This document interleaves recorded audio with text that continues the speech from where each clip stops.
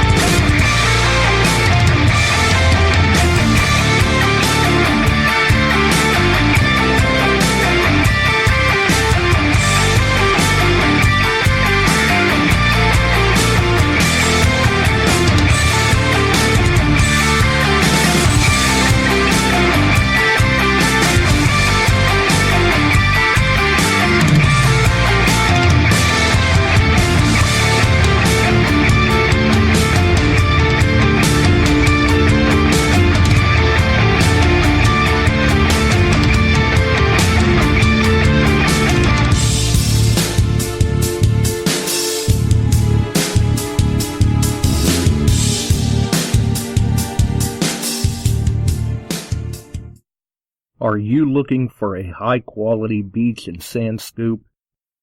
Are you trying to take your hunting to the extreme? How about an American-based company that stands behind their product and everything they sell? Then check out our friends over at XTREME Scoops. John has been making scoops for some time now and makes a quality beach and sand scoop to take your hunting to the next level. XTREME Scoops recently released their new sand shredder that works great in the water and on the beach.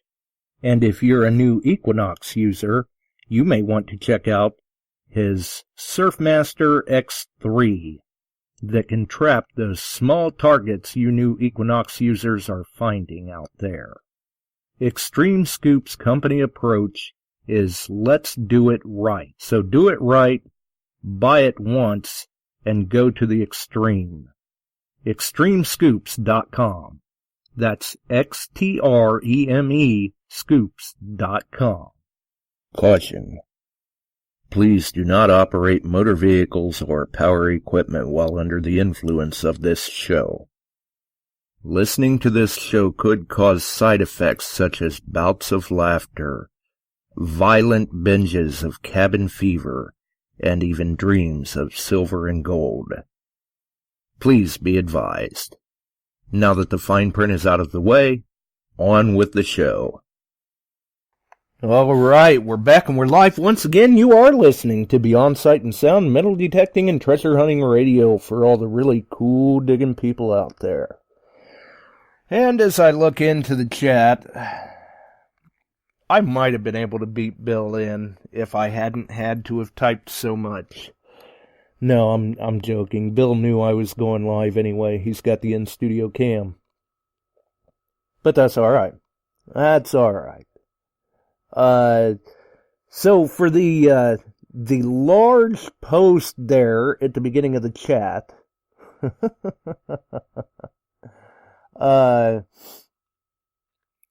some people were asking, I don't know, a couple of episodes back about the YouTube channel that we mentioned, the Ohio Metal Detecting.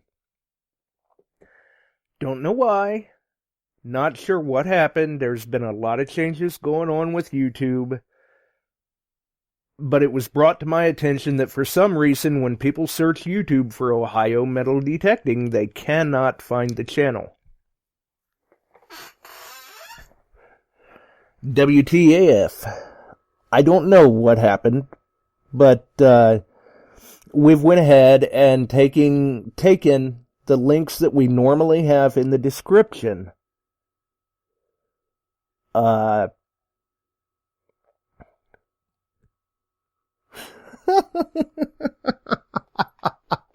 We'll get back to that one.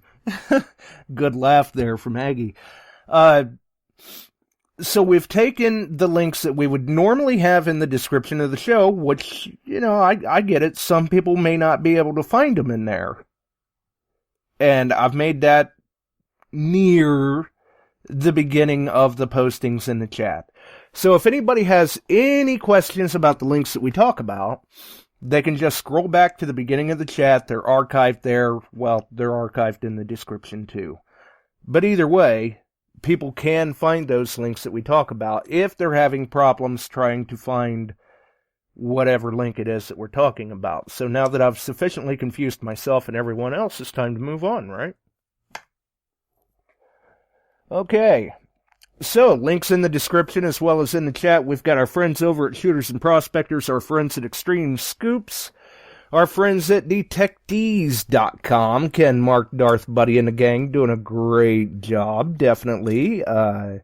Actually, tonight I am still sporting the Beyond Sight and Sound hoodie, but I've got the Dirt Pirates t-shirt on, too. Good shirts. Nice shirt. Nice design there for the Dirt Pirates logo. Really enjoy that shirt. So, that was a nice surprise. Our friends over at XP Team USA website, Facebook group, podcast every other Friday right here on Spreaker. Formerly known as the XP Team USA podcast, now known as the Metal Detecting Podcast. Shout out to our friends at Metal Detecting NYC. Big shout out to Meryl. Also see Ambient Girl really kind of in the house too. Welcome aboard to her. I recently went back and saw one of her videos. I was a little late. I mean, it's been up there a few weeks. But normally I don't have a whole lot of time to catch everybody's videos and comment on everyone, so she probably doesn't know how long I've been watching. This time I actually dropped a comment to let her know that I saw it. Also, speaking of YouTube and the Ohio Metal Detecting channel, we did make the post of the channel in the Beyond Sight and Sound page in the Beyond Sight and Sound group, as well as my timeline for those that were looking for it and for some reason couldn't seem to find it, which honestly, I don't know what's going on with YouTube. It's got a mind of its own. With all of these new Child Protection Privacy Acts coming into YouTube, it's caused some of us creators to lock up certain areas of our channel just to be on the safe side, because they leave the guidelines so vague, which last I knew there is a petition going around to try to be more descriptive about the guidelines, but they've left the guidelines so vague that you don't know necessarily what they're looking for, what they're coming after, or what they may consider an incident.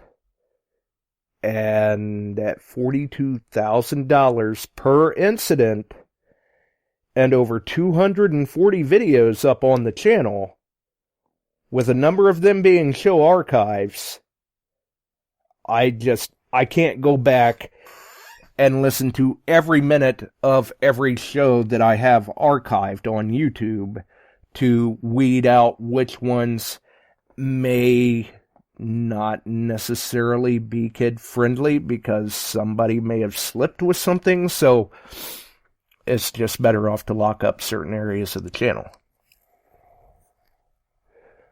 I believe a lot of the videos are still left open.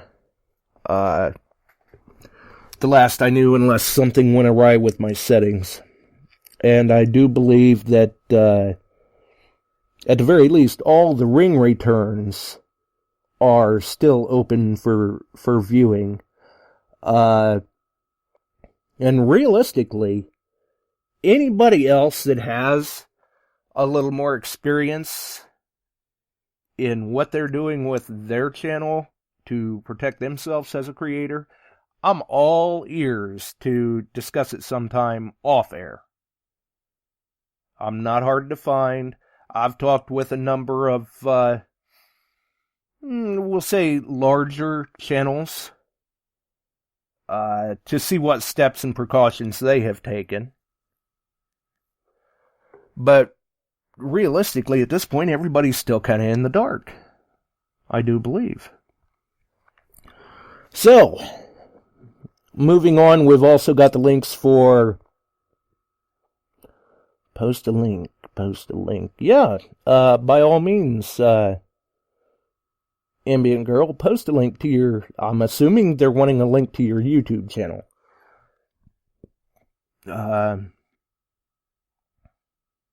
She does a good job with her videos if you haven't seen them, so by all means, post a link. And who knows? I mean, she's got no problem putting herself out there on YouTube. Maybe we'll just have to get her on the show here one of these days.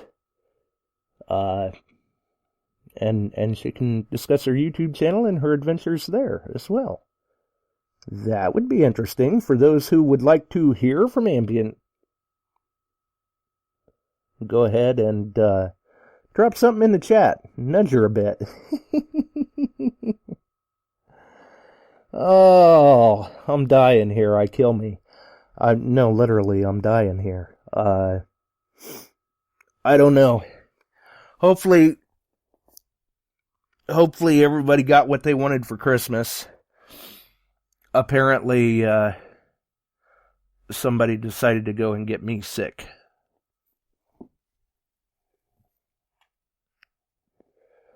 So we're doing what we can. I'm a little rough tonight. I'm definitely a little rough tonight. But we had promised we'd be back tonight. So, here we are. So word to the wise, I guess, for those, obviously we are in the cold and flu season. And for those who do have compromised immune systems, it's not a lot of effort. It's a nice courtesy.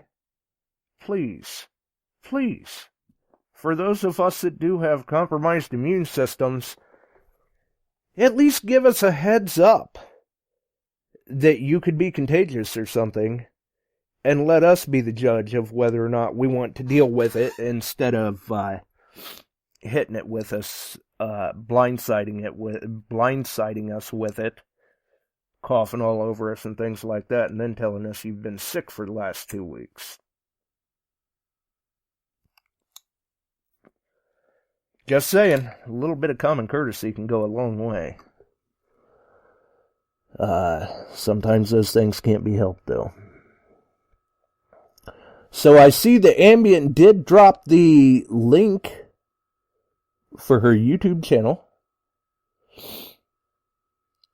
So hopefully, any of you that have not subscribed, go check it out. Let her know you heard about it here. Or wherever you would like to mention you heard about it, how you found her. It's always nice to know for those of us who do operate YouTube channels.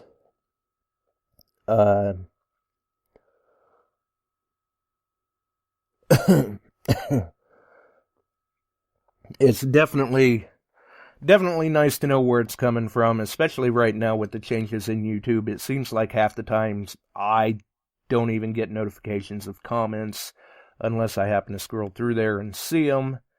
I don't get notifications of who's subscribing, anything like that. I know people are subscribing. I see the subscriber count move. I know people are watching. I see the analytics move. And I know people are commenting when I notice it. Oh man, it's been a rough couple of days. It sure has, definitely. And then tonight, I probably shouldn't have even been operating a computer or much less being around one, but I was trying to locate some information for a listener that I was trying to get to him before the show. Get that out of the way. Almost started a little late, but I think we were pretty much right on time. So that's the way it goes. So we've also got the link for the XP Massive giveaway in the description tonight. I do believe that giveaway is still currently running. Go and check it out. Get yourself entered into that. It is a nice XP package. ORX Hardcase MI6, the list goes on. Can't beat it. It's actually their biggest giveaway to date. And it looks like Ambient's picking up some subscribers in the chat. Good to see. Good to see. And it's definitely good to see everyone in tonight. Also, we have the link for the Sumplex raffle that is still currently going on, too. I believe the Sumplex raffle is straight $5 a ticket. You can find the PayPal information. Online sales are welcome. It is open to everyone, anyone. You can find that information in the link in the description or in the chat. So I think that pretty much covers the links. Man, it's going to be all sorts of fun working with this archive tonight. My audio is going to sound like, well, not very good. Not very good. We'll put it that way. It's just nasty. But we're doing what we can. So, Christmas Day, we opted for the archive. It was the holidays. We were very pleased to see that there were the number of people in the chat checking out the archive that there was. So thank you to everyone who tuned in. I know the Bills were in there. Ambient was in there. Amphibious Detectors. Number of other people. Sounded like people enjoyed what they heard, which is good. We appreciate it. We're glad that everyone enjoyed the show, and it looked like some people were even able to take away some good information from the show. And with what we saw posted in the chat, we thought that tonight we might kind of drop back into the topic of research a little bit. Don't want to confuse everybody. Great information. I enjoyed it. So tonight, I think we've actually titled the show Research Sometimes X doesn't mark the spot. Because, quite frankly, Christmas Day, Christmas night, whatever, when I was a little more above the weather than I am now, I happened to discuss a few things from the show with one of the listeners, and kicked some information around, kicked some topics around, some thoughts, and it was definitely good discussion, good food for thought. And we figured we'd kick that back tonight with this one, because that episode, I can't remember the exact date it aired, but we'll say that was probably somewhere. That episode was probably 4 years ago. Roughly, give or take.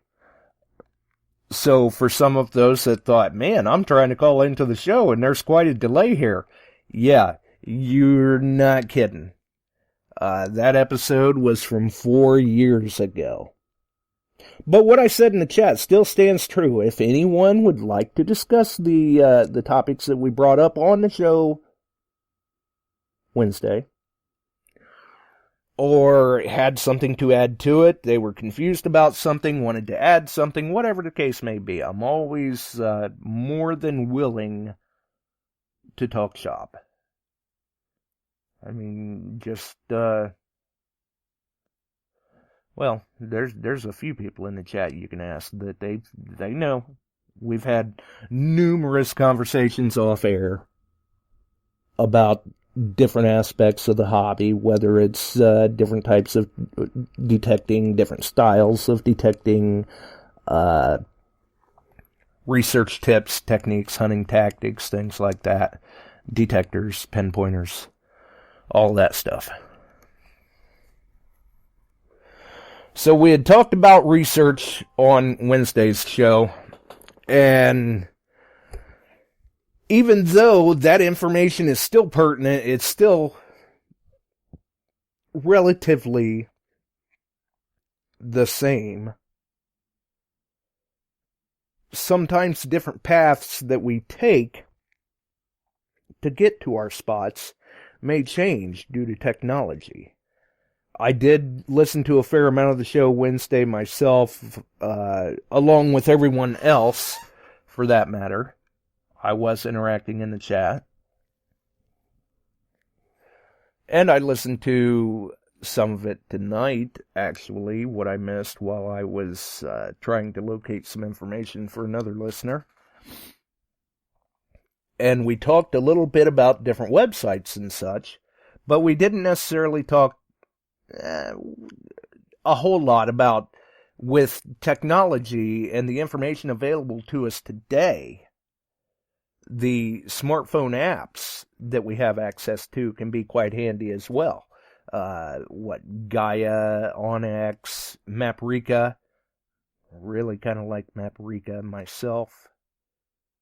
And some of these apps were not necessarily intended for what we use them for, but we've found a viable option by using these different apps. I know, like myself, Maprika, that thing is great for doing overlays.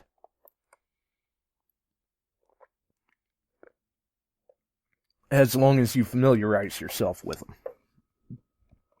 It does take some time. There is a little bit of an acclimation period with some of the apps.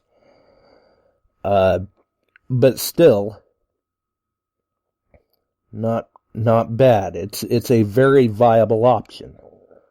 But the thing that I wanted to talk about, kind of, is we can all get on Google.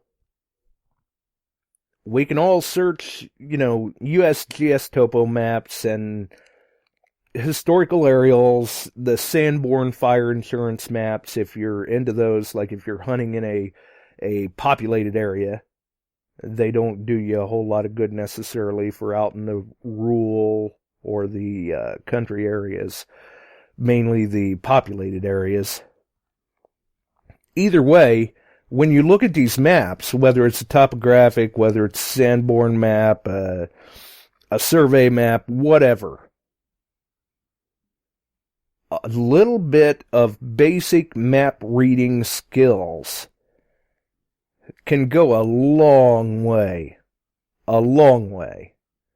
Because you may look at one style of map and you see the symbols, you're not necessarily entirely sure what these symbols are indicating. And it's this, it doesn't matter, insert map name here. It doesn't matter which map it is, they may have symbols that you are not familiar with, and it's just like anything else. Find the key to the puzzle, find the map legend, find the map key. Once you can understand those symbols, the map becomes much more utilized for the user. Not to mention the fact that some basic map reading and compass skill might not be a bad idea for a lot of people anyway, due to the fact that GPS, even though it is a very handy asset,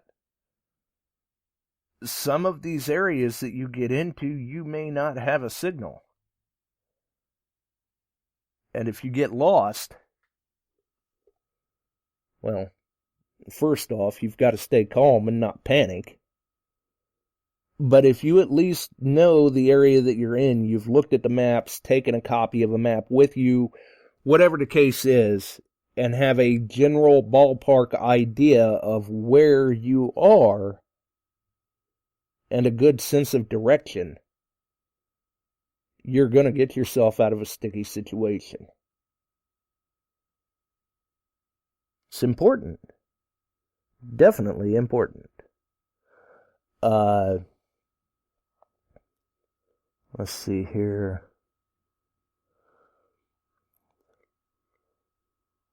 Looks like Bill says all the vintage maps are a page from a larger atlas. Yes, he's correct. He's correct. And you've got to be able to find the atlas legend to understand the maps, the symbols. And he's got a very valid point, because not all maps are going to have the same symbols. They're not going to translate from one to another a lot of times. Yeah, there you go. Yeah. Looks like Ambient uses Onyx quite a bit, it's a good app. It is. Which there again, if I remember right, Onyx was initially designed for game hunters. But now, translate that over to the metal detecting or the treasure hunting or hiking communities, the outdoors communities, we've found that we can use it, excuse me, for our intended applications as well. And it can work very well. Or do a quick Google search, get on, Zillow. You can find quite a bit of information about houses. Not to say that the other ones still don't stand true.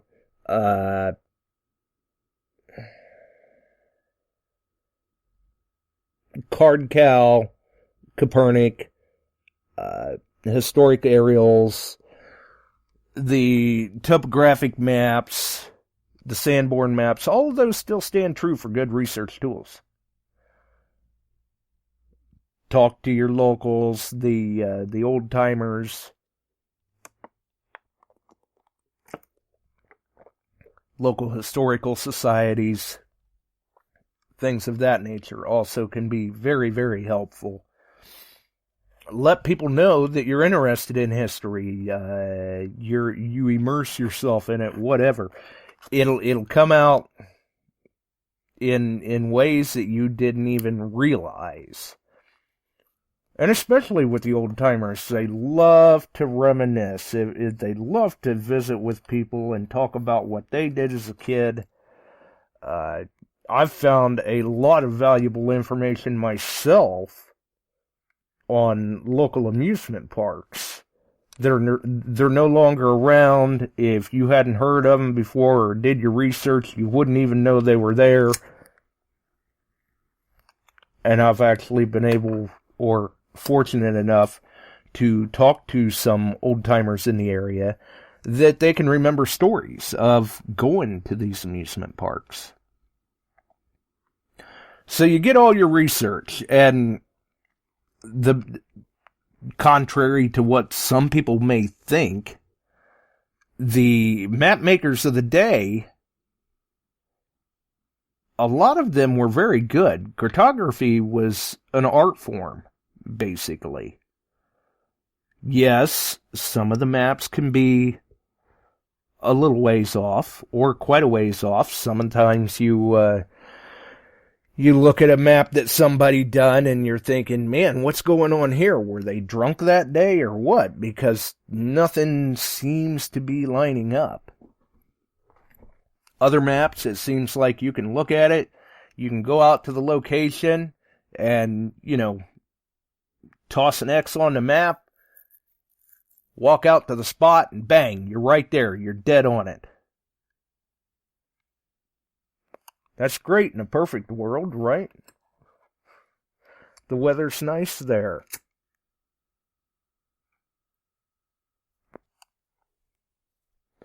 Sometimes, though, X doesn't necessarily mark the spot. And that kind of brings me to the discussion I was having with some people Wednesday after the show.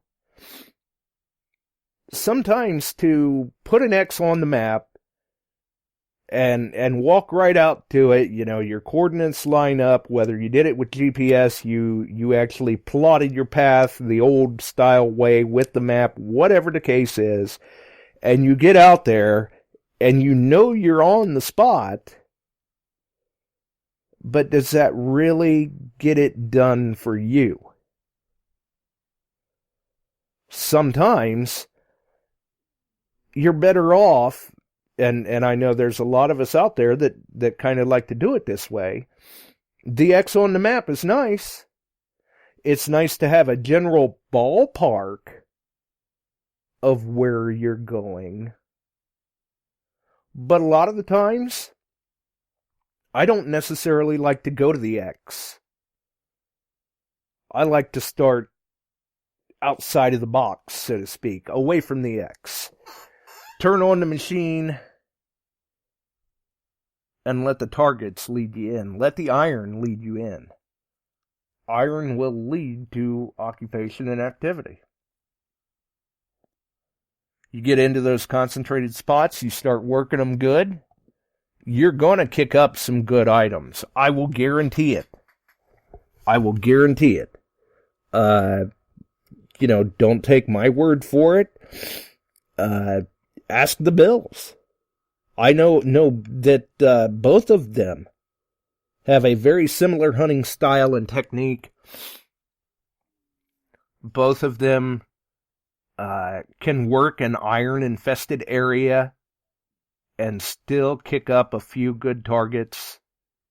Sure, you're going to dig some trash too, but you're going to kick up those good targets. And when you kick up those good targets, that makes it all worthwhile.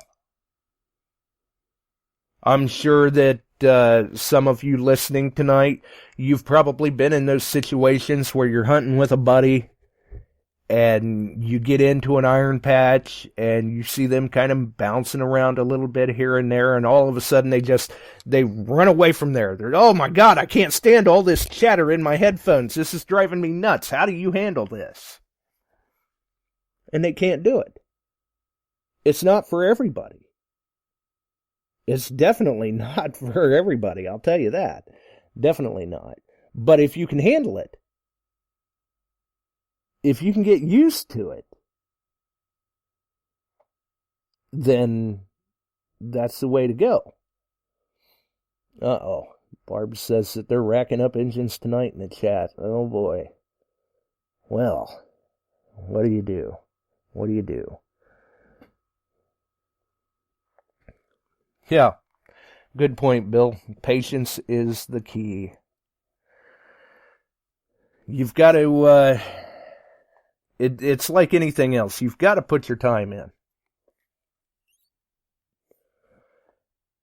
And I had even mentioned here's a great case scenario, especially for field hunters.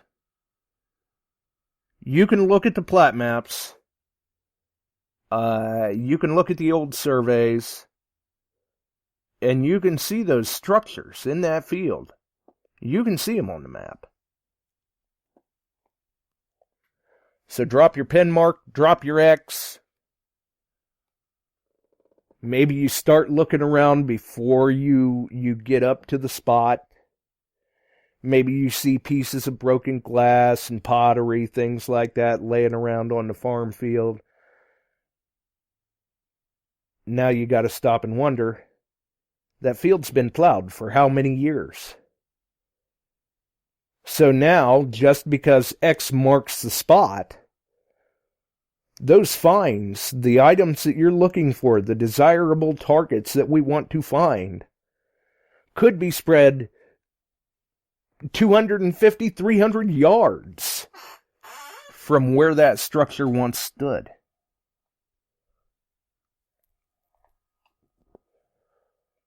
So is being on the spot the best thing? Maybe not. Maybe not. Another great scenario, not far from me, if you're driving down the road, Well, if you're driving down the road and actually paying attention, I'll put it that way. As far as I know, they still stand. But there's a spot where you can be driving down the road along a farm field, and all of a sudden, just out of nowhere, you see two concrete pillars spaced one apart from the other at the edge of the road. Well, most of us paying attention are going to automatically deduce, hey, that must have marked a driveway. There must be a home site in that field somewhere. And sure enough, there is.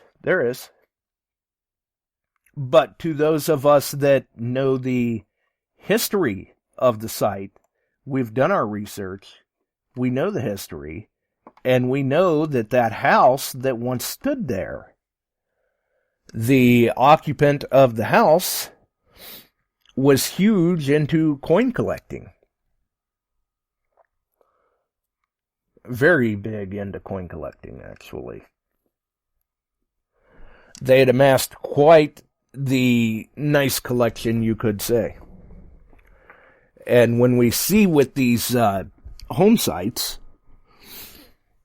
a lot of times they've been, tore down, the weather's wore them down over the years, the farmers knocked them down, whatever the case may be, liability issues or what have you. They're gone, they've been plowed over, things of that nature. With this particular location, the reason why the house is no longer there is that it got hit by a rather large tornado. Took the house out completely. Now, for those that know the area, they know the history behind the home site, the history behind the homeowner. As I mentioned, he was well known for being a coin collector. Well, anybody that's hunted after a tornado knows that, items turn up anywhere and everywhere. So in that particular scenario, drop your pen mark, walk out to the home site, but that's probably not going to be where you want to hunt. It could have picked up those coins and other items and literally threw them anywhere. I mean, some of those coins could be miles away from the location. At least in the field.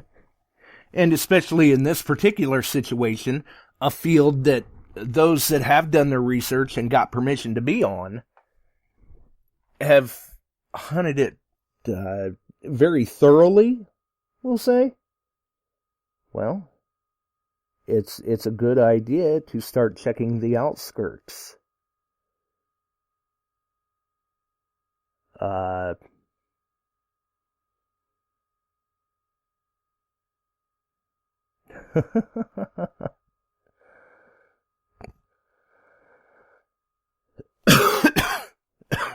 Good point, Bill. Yeah, look for shoes. Certainly somebody was there.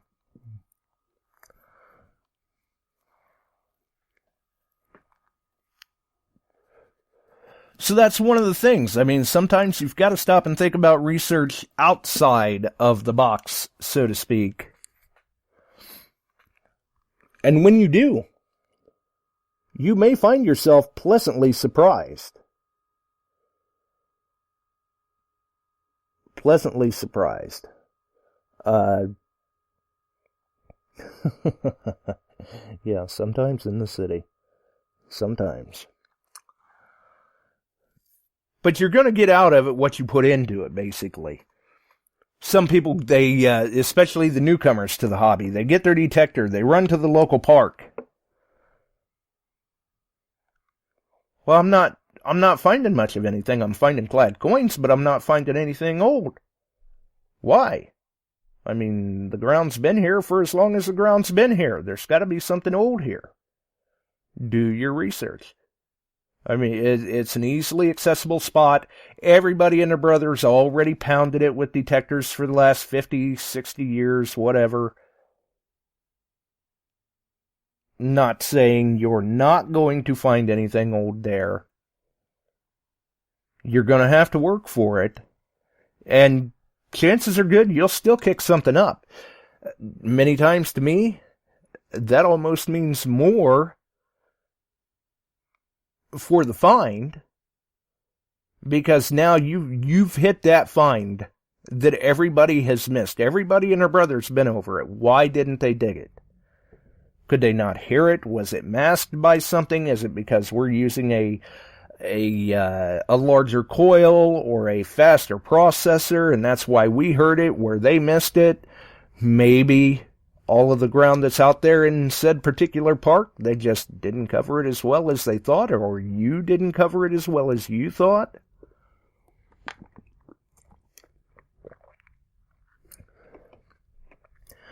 Get into those trashy areas. See what you can find. And you're going to dig the trash. You will. I've got a friend of mine from, 5-6 years ago. He was hunting the corner of a rather old, rather active park in Chicago. And he was digging up a lot of trash. He was going through, he was hunting them mid-tones and those low tones. He was digging up plenty of pull tabs and the ring pulls and the beaver tails, and all of a sudden he gets that signal. Sounds just like the other ones did.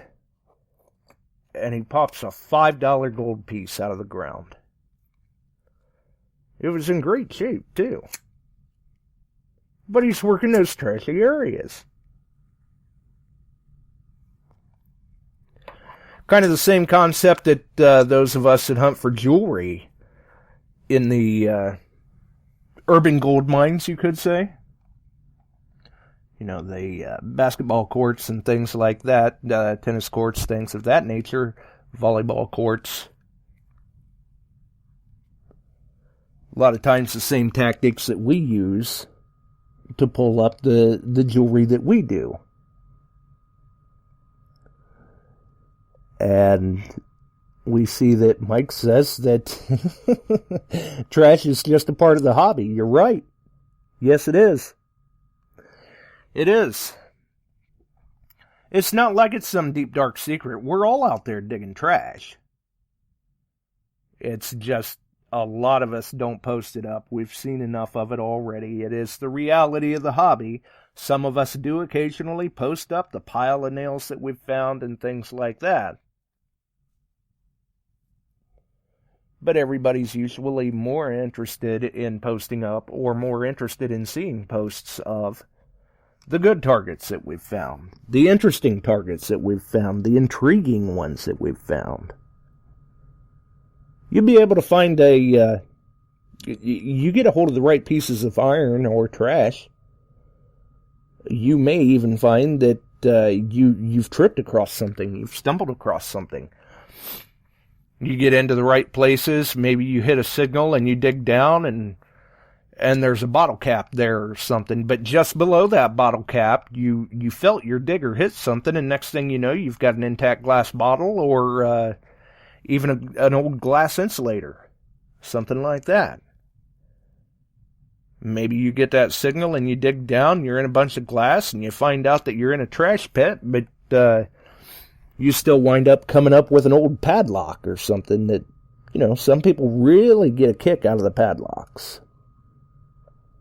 Or maybe you get lucky enough that you run across one of the old brass, was it brass? Copper, I believe. Social Security cards, the old metal ones. Some sort of a promotional type deal. You could have your security card, your Social Security card done in metal. which are very, very cool to find. Every time I see a picture posted up of them, love seeing them. You don't see them very often. But still. But basically, do your research, put your due diligence in, dig that trash. You never know what's going to show up. I know I've got a site that I work, even up to current day, that it's trashy as trashy can get, because there were a couple of home sites on the same spot, not to mention land development, fill dirt, and your modern day trash from it being part of a public park. But you'll still wind up pulling good targets out of there. You've just got to put the time and effort in.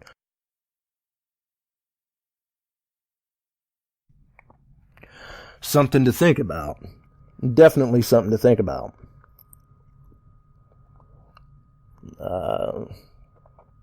Let's see.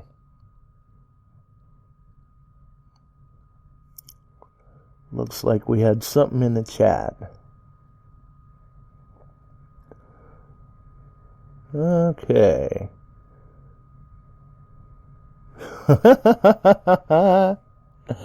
Nice, Aggie. Nice. Definitely. That's a good laugh.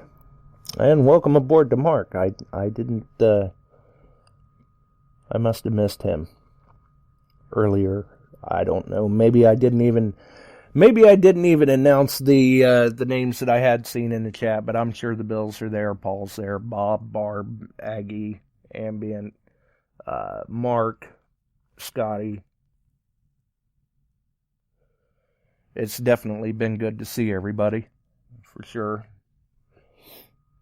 And as I said earlier, hopefully everybody got some nice gifts for Christmas.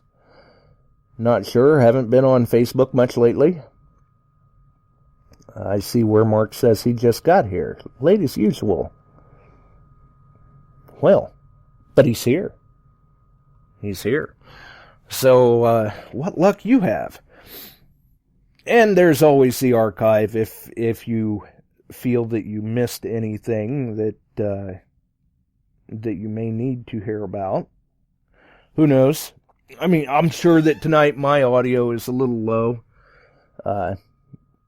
Trying to keep from coughing too much, things like that. Definitely. Let's see here. Looks like Barb says she got a new finds case. I did see that post, though. Probably won't find anything to put in it. Well, I don't know. Right, think positive. Think positive. Maybe you're going to fill that thing with Indians in 2020, Barb. That would be excellent to see. Not to mention, I'm sure that Cody might get a little excited over that, we'll say. Of course, he gets excited anytime you post up a picture of an Indian. You know how that goes. Definitely. But they're out there. They're out there. We're finding them.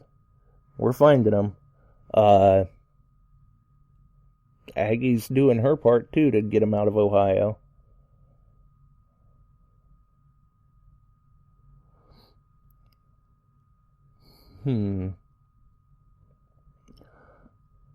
Funny. Okay, so obviously then this is our last live show rolling into 2020. For those who caught last Sunday's show, we had made the announcement that we would be running an archive for Christmas, which we did. We're past that now. Hopefully everyone had a safe holiday. And then also, likewise, the way the days fall, we'll be running an archive as well this Wednesday for New Year's. But it's another one from a few years back. So those who have been following the show for a short amount of time, maybe they haven't heard it. For those who have, I'm sure that there's going to be some laughs in there. I didn't go back and listen to the entire archive, but it's there. Yeah, there's going to be some laughs in there, I'm sure. Maybe even a couple of animal stories. You just never know.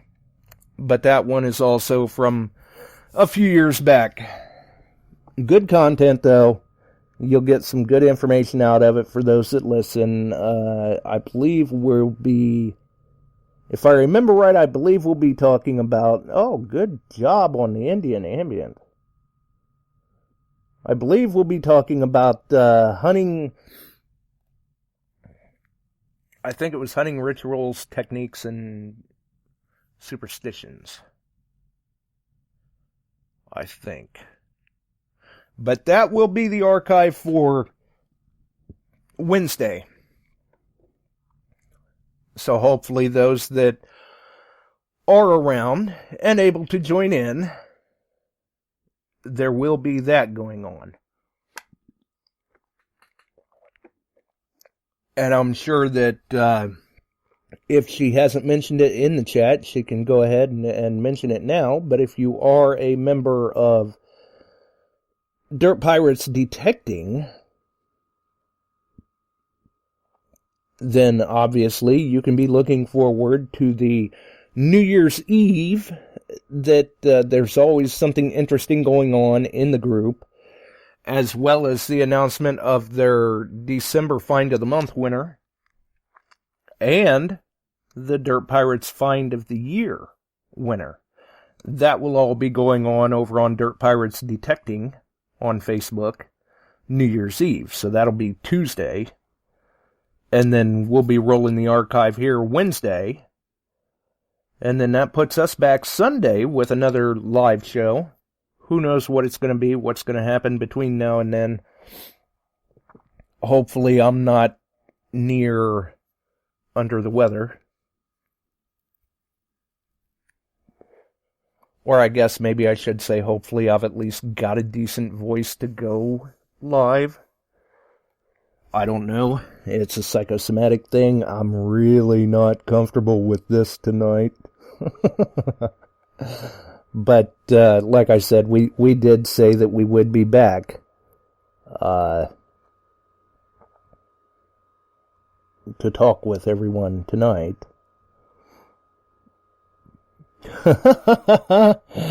Mark says, geez, half of everyone here is in Ohio. Well, no, not technically.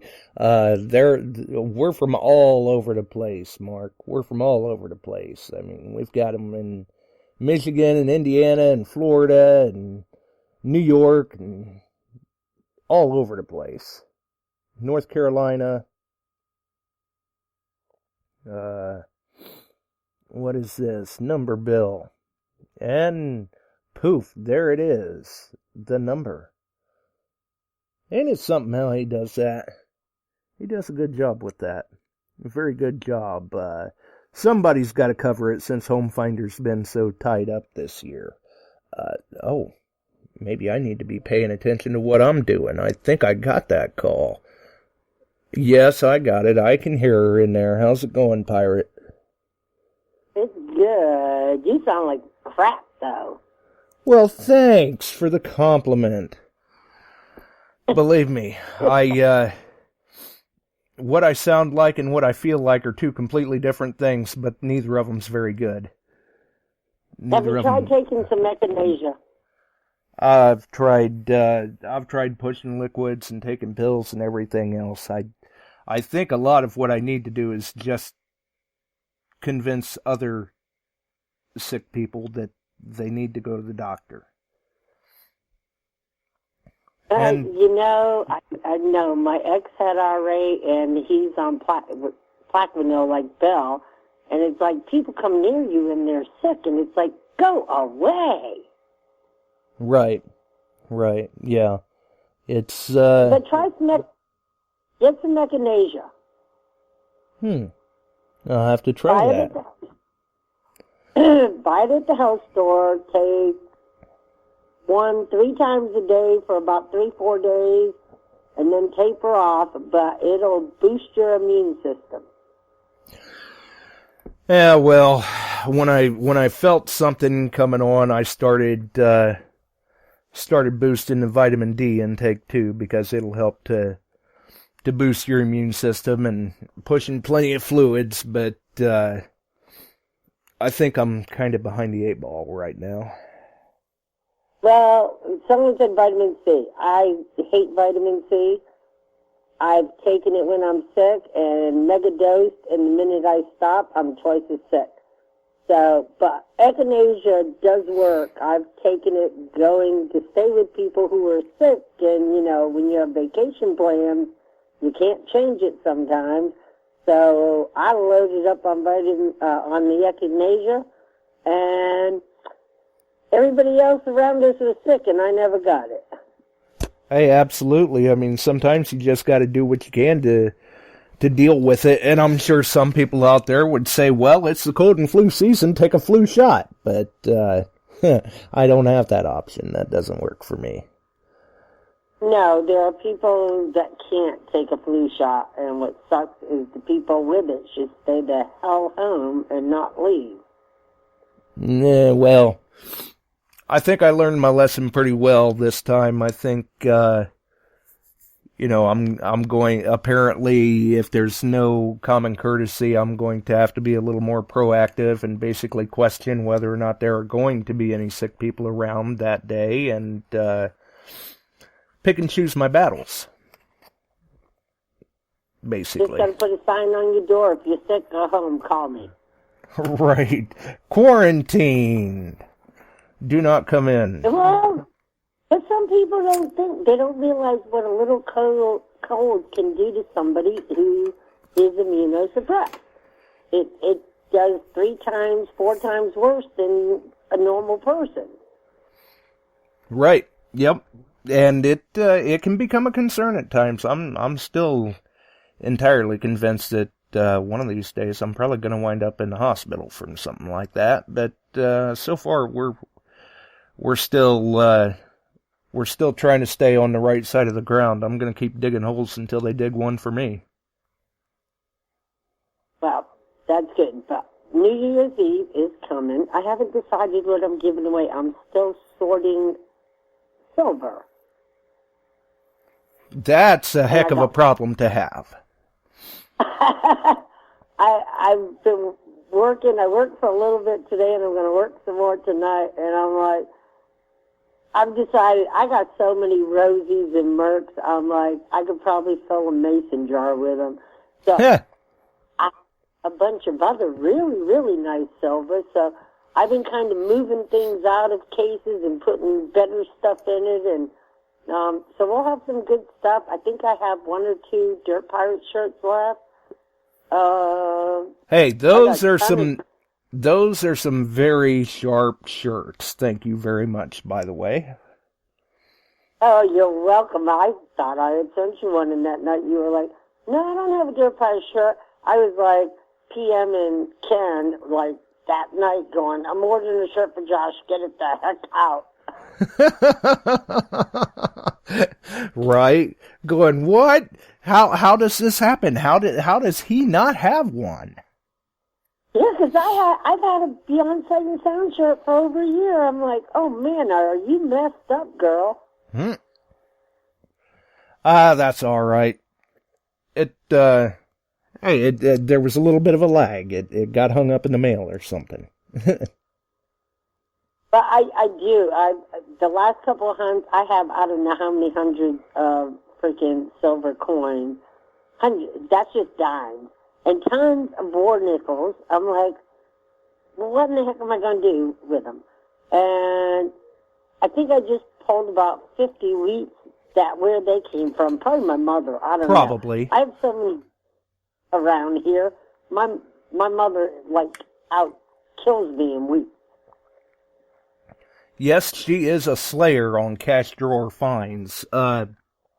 But both the Bills have volunteered that if you need help, they can ease your burden. Just send them to them. No, come do the Truffle Shuffle, Bill, New Year's Eve, and you can have some. That would be interesting. I may just have to keep an eye on Dirt Pirates New Year's Eve, just in case. Oh, and I have a nice fine bag that my nephew gave me. He was like, "You mail detect here, take this." I didn't have the heart to tell him I have I don't know how many, but it's a really nice one.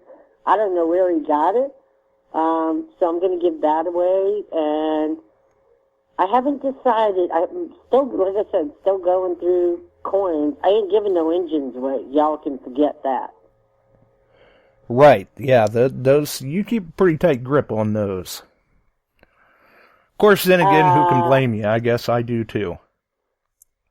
Oh, I won't say where, but Bill hooked me up with an auction, and I've been on there buying. I bought 3 peace dollars that are gorgeous. Yeah, I saw your post in there tonight saying that you got a great looking token. I missed it tonight too. I haven't been doing a whole lot of anything. Just that time of the year. I was procrastinating on getting back to cleaning. I'd stopped to eat lunch, and I'm like, no, I'm going to play one more game of solitaire. And it popped up that the auction was on, and I'm like, I knew there was a reason I was procrastinating, and the first thing he gave away when auctioned off was an Indian, and then Wayne came on, Nugget Brain, and talked about the hunt out there for like 30, 40 minutes, so I vacuumed my house while he was on, and then they came back with this cool token, and it's like really, really old. I think it was 1764, something like that. Ooh. Middlesex prison token. Nice. I think it was 1764, and he started the bidding at 15. I bid 16, and nobody bid against me. Well, probably because they've learned not to bid against you. You've conditioned them. Found one online for $55. Mine is a little worn around the edges. Doesn't matter. To me, that makes it more. It adds character. Sure. Well, yeah, and to me, it means that somebody had that in their pocket for a while.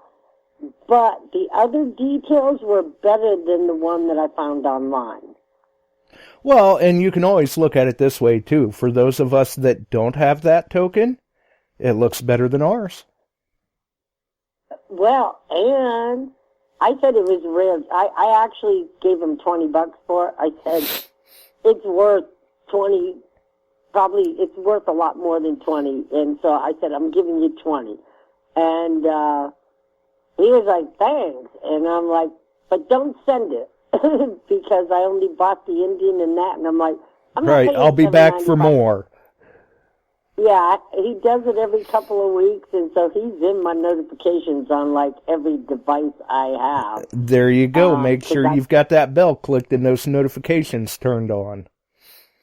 Yeah, I've bought Walkers, Morgans, peace dollars, tons of engines. I bought some wheats for Mr. Lordak. He really wanted them. I'm like, here, $5, send him to him. Now let's go on to something good. Mr. Lodak wanted the wheats? I'm pretty sure it was him that wanted the wheats. Huh. Interesting. It was one of the, it was either him or Wooten. One of them wanted the wheats. Okay. They're trying to fill their wheat book. Yeah, the name escapes me right offhand, but it wasn't Mr. Lodak. I forget who. Yeah, Was it Jerome? No. It might have been. No. It's a regular guy. Right.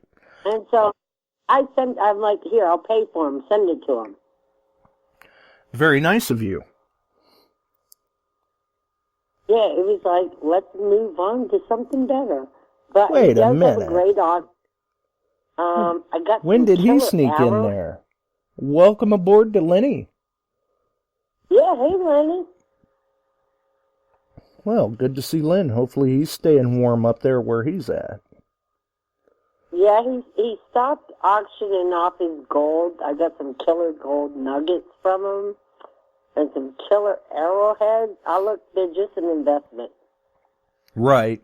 Yeah, not, well, I guess that has been a while back now, a month and a half, 2 months ago or something. I grabbed a couple of half-ounce hand-poured skull and bones bars from him. Yeah, I mean, he's got tons of stuff, and if it wasn't for Wayne, they would have been auctioned off a lot more, but he does it sometimes every week, sometimes every 2 weeks. Right. So he usually does it Friday night, but today, bam, Sunday, and I'm like, okay. Well, he's got plenty of stuff to go through, so I mean, I'm sure that won't be the last of them. We'll see him a few more times as well. You know, Ed and the rest of the Flash family do a good job with it. They do. So if you want to be competition, Bill posted the link. Thanks, Bill, for inviting everybody. Tell him we said hello. Yeah, but I missed his Tuesday. I missed some of his regular shows, but he's had some really good live ones. And I'm actually going to be on his show February 25th. Oh, good. They do. They put on a good show over there, and even though it is primarily gold prospecting, they have been trying to work a number of detectorists in as well. Actually, I was on not too far back. I think that was October. They had me back on. Excuse me, yes. I was there. It was pretty cool to have you on the show as a guest. Well, hopefully I didn't bore everybody to tears. No, it was actually really, really good. I enjoyed it. Well, there's a first time for everything. For his, and I won't keep you because I know you don't feel good.